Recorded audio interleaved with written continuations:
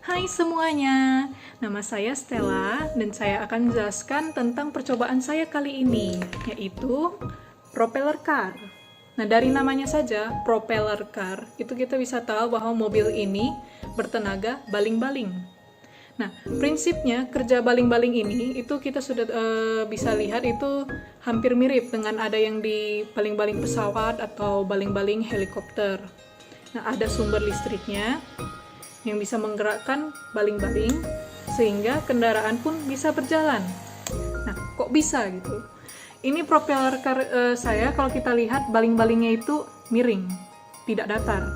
Jadi saat baling-balingnya berputar, udara bisa berpindah dengan cepat dari sini, arah sini, ke daerah sini, di belakangnya. Nah, jadi karena ada perpindahan udara ini dengan sangat cepat, itu juga menciptakan adanya daerah yang bertekanan tinggi dan bertekanan rendah. Dan udara itu berpindah dari ke yang tekanan itu tinggi dan tekanan yang rendah, sehingga terciptalah gaya dorong. Nah, jadi saat propeller ini bekerja, kita bisa rasakan ada angin. Jadi saat angin ini ada yang terdorong, mobil pun berjalan. Arah anginnya ke sini dan mobilnya pun berjalan ke arah begini. Nah, tujuan dari percobaan ini ialah untuk mencari kecepatan maksimum dan gaya dorong dari setiap macam propeller agar untuk mengetahui jenis propeller bagaimana tuh yang paling efisien, yang paling cepat bisa diambil kecepatannya. Nah, ini untuk rangkaian propeller car saya. Untuk roda-rodanya ini terbuat dari tutup botol mineral. Nah, untuk sebagai porosnya ini adalah kawat besi tebal yang sudah ditempa lurus. Nah, dari sini kita bisa lihat kalau ada semacam potongan sedotan. Nah, ini gunanya itu sebagai agar porosnya itu bisa berputar. Kalau porosnya yang ditempel aja kan berarti dia nggak akan bisa berjalan rodanya. Nah, dalam badannya ini, propeller car itu terbuat dari karton duplex 20 kali 12 cm. Dinamo yang saya gunakan ialah dinamo Tamiya, dan tempat di mana tempat dinamo ini itu terbuat dari kotak bekas earphone. Sebenarnya kotak bekas apapun juga boleh. Nah, ini ada saklar, ada tempat baterai, dan ada rangkaian listriknya. Ada 3 variabel bebas yang saya akan ujikan, yaitu bahan, seperti misalnya ada plastik dan bahan dari aluminium. Nah, ini dari kaleng soda atau cap kaki 3 atau gimana. Nah, terus juga ada yang variabel 8 cm dan 10 cm. Juga ada yang 2 bilah, 3 bilah, dan 4 bilah. Nah, itu untuk setiap variabel juga berbeda. Jadi ada total 12 propeller yang akan saya ujikan. Nah, propeller ini karena supaya mendapatkan hasil yang lebih akurat, saya akan melakukannya 3 kali. Jadi ada total 36 kali percobaan yang akan saya lakukan. Nah, penanda lintasan saya gunakan ialah plastisin. Kenapa plastisin? Karena lantai rumah saya itu kurang warnanya tidak gamblang. Jadi saya harus menggunakan warna yang cerah agar bisa kelihatan saat saya ukur. Nah, itu saya akan menempelkan setiap 20 cm dengan lintasan saya yang 3 meter totalnya. Nah, mari kita saksikan percobaan-percobaan yang akan saya lakukan.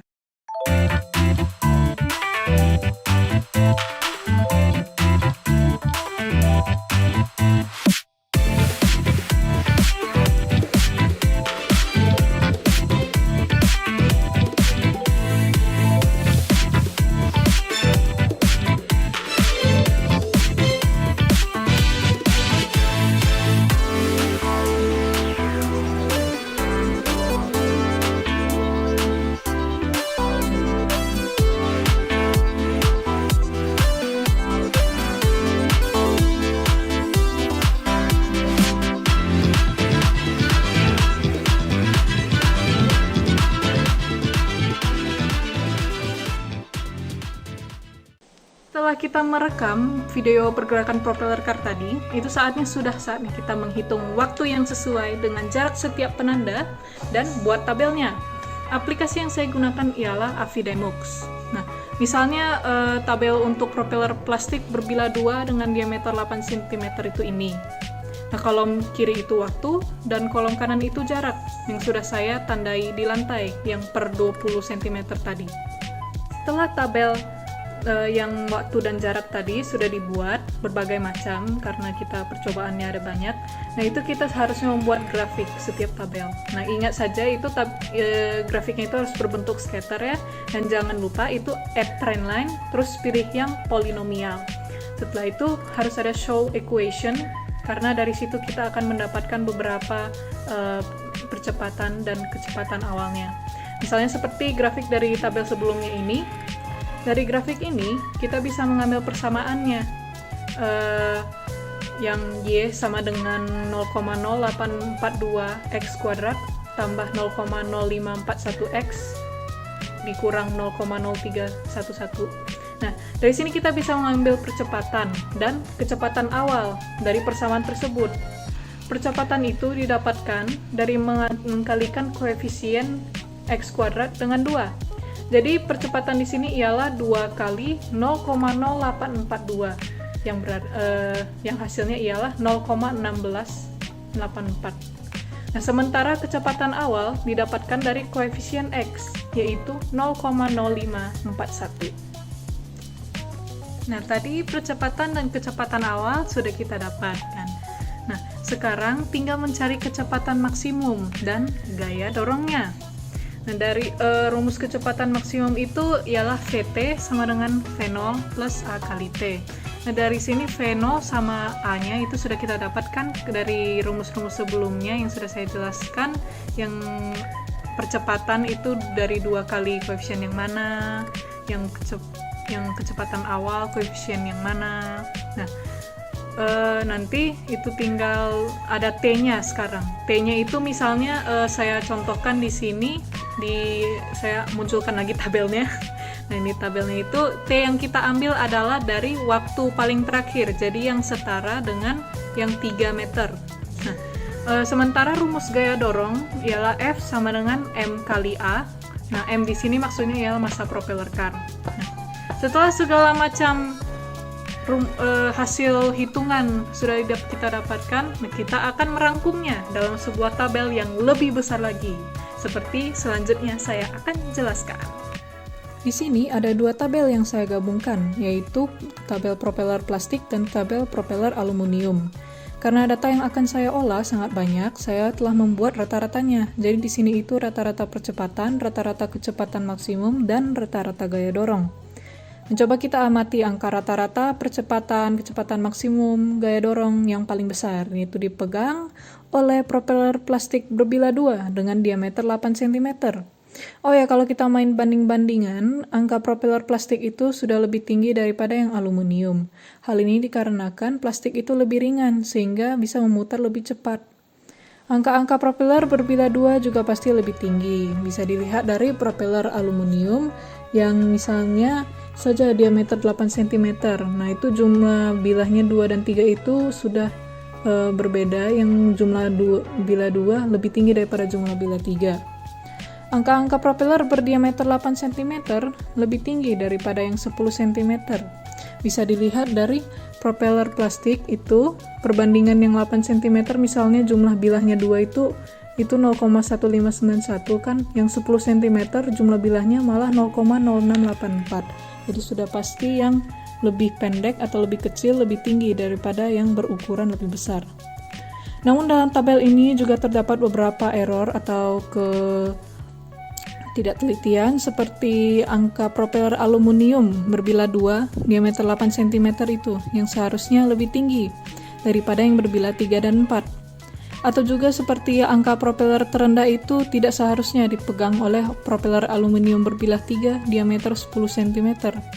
Hal ini bisa dikarenakan oleh kekurang telitian saat membuat propeller. Jadi kemiringan sudut tiap bilah itu berbeda-beda. Yang satu misalnya 20 derajat, yang satunya itu lagi misalnya 12 derajat. Jadi tidak boleh seperti itu.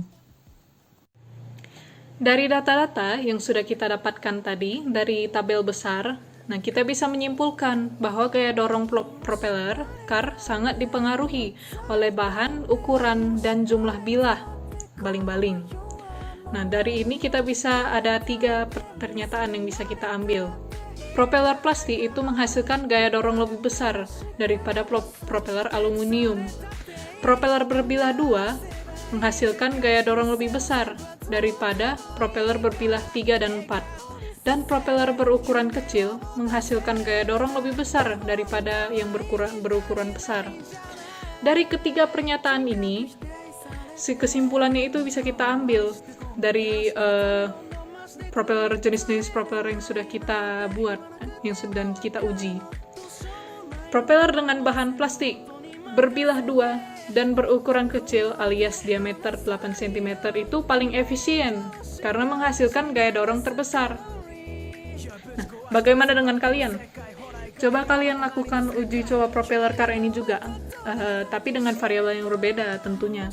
Misalnya kemiringan sudut bilah. Misalnya bagaimana kalau bilahnya kemiringan sudutnya 25 derajat dibandingkan dengan sudut bilah yang 60 derajat. Nah, seperti itu. That's all and thank you for watching.